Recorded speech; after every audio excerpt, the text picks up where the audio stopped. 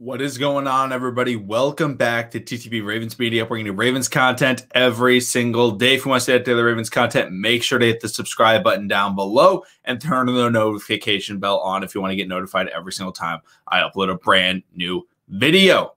Before I get into this video, I just want to say make sure to come to the Live with the Viewers tomorrow. Normally, it's on Saturday. This is being posted when the normal Live with the Viewers is scheduled. However, we're changing our schedule a bit.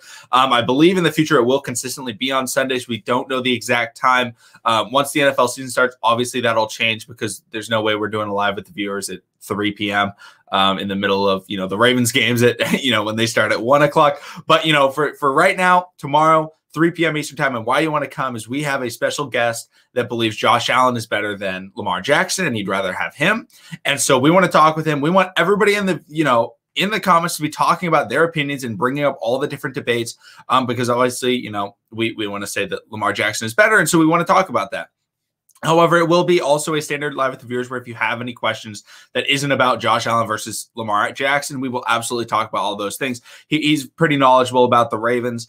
So, it's not like he won't know absolutely anything. He knows pretty much everything that's going on. So it should be a lot of fun. Make sure to join that stream tomorrow at 3 p.m. Eastern time. Once again, just on the channel, you can come in and, we can have a good time. It's a lot of fun doing it. Joshua and I have so much fun. But let's get into this video. Now, the Live with the Viewers being on Sunday, it kind of messed with my schedule a little bit just because Tuesday is the start of training camp. The 27th is the start of training camp, and I want to put out videos on what to look for because, so many of us go into training camp and we just think, oh, yeah, it's training camp. That's cool. We're just waiting for preseason. But training camp is a really important time of the year where you can really start to analyze, okay, how good is this guy going to be before you even get to preseason? You can kind of figure out, oh, how are these positional battles going, especially if you're one of the lucky people that actually gets to go to training camp in person as a fan. If you are, comment it down below. I think that'd be really cool. Let me know and maybe come back to this video or maybe come back to the videos and say like, hey, I went to training camp today. I would love to see, what you said, what you saw. And I think that'd be really cool in the future. If you go to a training camp, let me know in whatever video I post that day. I post videos every day. So just say like you went to training camp. I want to hear what you guys have to say for all of you that are able to go. I'm on the West Coast, not able to, fly out to Baltimore for a practice. But, I want to see how it goes. However, I'm going to give you guys the insights on what to look for. And today I'm going to be doing offense. On Monday, I'll be putting out a video on the defense. And Tuesday, I don't know what I'm going to talk about on Tuesday because I'm going to be traveling just on Tuesday. I'm going to be in the car pretty much all day. So I'll probably just have a pre-recorded video. I don't know exactly what it's going to be about, but we'll figure that out. But on offense, what should you be looking for? And this is either through what should you be looking for in the articles that you read. And I will eventually get back to making the update videos and things like that if smaller updates happen during training camp. But what should you look for? What should you look for if you're there? What should you look for if you're not there and you're just watching videos and you're reading articles from ESPN and The Athletic and BaltimoreRavens.com and all those places? There's a lot of things to look for. And the first thing on offense that I think is the easiest to point towards is the wide receivers, and not just Hollywood, because I think Hollywood is the one guy that's not necessary to watch because we know who Hollywood is. We know he's a hard worker. We know he's gonna run pretty good routes. And he's gonna be fast. Like that's pretty much everything that's gonna be coming out about Hollywood. However, the biggest thing I think at the wide receivers to look at, one, Sammy Watkins. His chemistry with Lamar Jackson, it was phenomenal in mini camp and practice and things like that. It was really good. Like there was a point where it was like he's been the best wide receiver. Pay attention to Sammy Watkins. Number two is Rashad Bateman. We've gotten so much praise from different media members, different teammates, the coaches, all talking about Rashad Bateman and how good he has been, how silky smooth he has been. However, we want to see that with Lamar Jackson. We want to see him going head-to-head, against Marlon. We want to see him against Marcus Peters and all those types of things when we can finally start to see them in pads going up against each other. How good is he really? Because Marlon Humphrey, I hope all of you would know this, but Marlon Humphrey is a physical cornerback. When you're playing without pads and you're not allowed to be physical, it restricts Marlon Humphrey and his coverage skills because, I know that there was a video about Rashad Bateman. Oh, wow, look, he cooked Marlon Humphrey. It's like, yes, he did. But Marlon's not allowed to really be super physical in these one-on-ones, which restricts his ability significantly. That's not saying Marlon Humphrey isn't a very good cornerback. He's a phenomenal cornerback, but he relies on physicality and pressing and using his hands to stop you. So focusing on Rashad Bateman, how good is he going to be against those really good corners on the Ravens? Because if he can do well against them, he can do well against any secondary in the NFL. The next guy that I really want to look at is the wide receiver for battle. I think it's very important to look at Tylan Wallace and Devin Duvernay.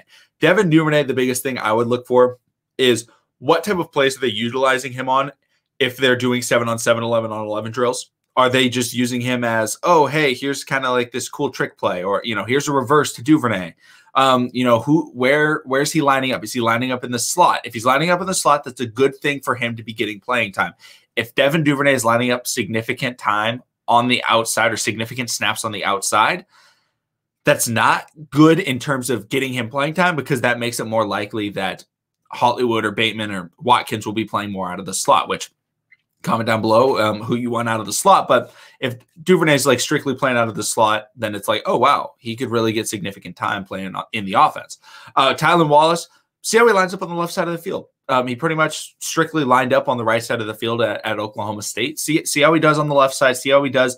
Can he still make those contested catches? It's one thing to make him in college, and especially in the Big 12, which I believe is changing their name to the Big Guardians, which is kind of funny because I think Texas and Oklahoma and something like that are leaving and maybe going to the SEC. A lot of stuff with that. Go check out the Blue Bloods. I know they know all that stuff about college football, but that's where I get my information for it. But overall, Tylan Wallace, if he can be playing well against our corners, that's great. Because if he can be that guy that he was in college, the best contested catch maker in college football, it's going to do wonders for this offense.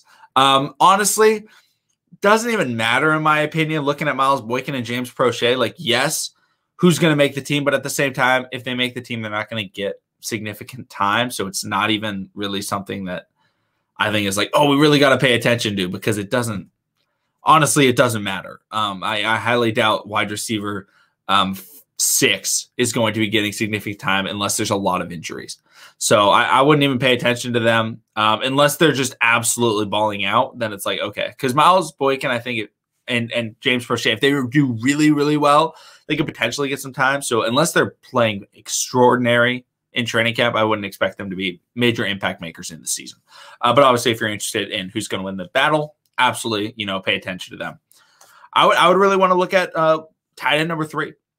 Who are the Ravens lining up? Wow, that was difficult to say for me. Is it going to be Ben Mason? The 6th round pick that the Ravens drafted. I think it was a 6th round pick. Wow, I'm kind of forgetting. Maybe it was late 5th. I know there were a lot of trades, but late round pick from the Ravens, Ben Mason. Josh Oliver, who they traded a conditional 7th round pick for, one of my favorite guys on this entire team that I really think has a lot of potential. Eric Tomlinson. I mean, there is a plethora of guys that we can look at, and I don't want to say beneficial, but it's kind of beneficial that Nick Boyle is injured and he's on the physically unable to perform list, because that allows Oliver and Ben Mason and all of those other guys, that like 9 tight ends that have a chance of making the team, gives them more slots to be playing, not just, getting snaps at tight end, but getting snaps with the first team offense, because the Ravens love their 2 tight end sets. They're going to get those snaps with Lamar. They're going to get those snaps, just a lot more. So Nick Boyle, we know he's going to make the team. Him being hurt actually helps us in training camp to analyze the 3rd tight end spot, which is a very, very valuable position in the Ravens offense and Greg Roman's scheme. So I would definitely be looking at that. And then the cohesion of the offensive line would be kind of the final thing to look at. Honestly, I don't really care how good individually Ben Cleveland is doing. I don't really care how good individually Alejandro Villanueva is doing. I don't really care how good,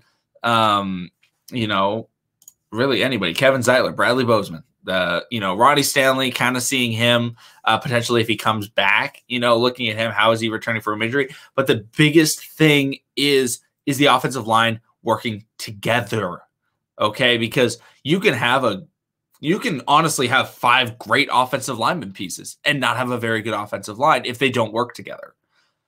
Making sure that the offensive line is in sync and working together well is the most important thing, because if you remember, I've said this a couple of times before, 0 players on this offensive line have ever played next to the player that they're playing next to. Stanley's never been next to Cleveland. Cleveland's never been next to Cleveland or Bozeman. Bozeman's never been next to Cleveland or Zeitler. And Bozeman hasn't played center in the NFL. So that's something to look at. Just looking at his snaps, I think you could say is something that's important, but he did play center at Alabama. And Zeitler's never played next to Villanueva. So how do they play together? That's like the biggest thing to look at with the offensive line. It's not going to be how well are they doing individually. It's going to be, are they in sync? Are they shifting together? Do they know what's going on? That's the most important thing to look at. And then I think Lamar and Bradley Bozeman's kind of connection, because we don't want to see Lamar getting hurt in training camp because the ball went over his head and he gets hit and he gets a concussion or something like that, because that's how it went with Patrick McCarry and Matt Skura last year. And nothing against those guys, but unfortunately they just did not play to the standard that we needed them to. But that's going to be it of the things to watch on the offensive side of the ball in training camp. On Monday, I will talk about the defensive side of the ball. Don't worry, a lot of the fun stuff that we get to talk about. But comment down below your things that you're looking forward to and watching and reading about for this training camp. Thank you everybody for watching. Subscribe for daily Ravens content. Make sure to come to the live with the viewers tomorrow at 3 p.m. Eastern time on Sunday. And I will see all of you again then as we try and convince somebody Lamar is better than Josh Allen.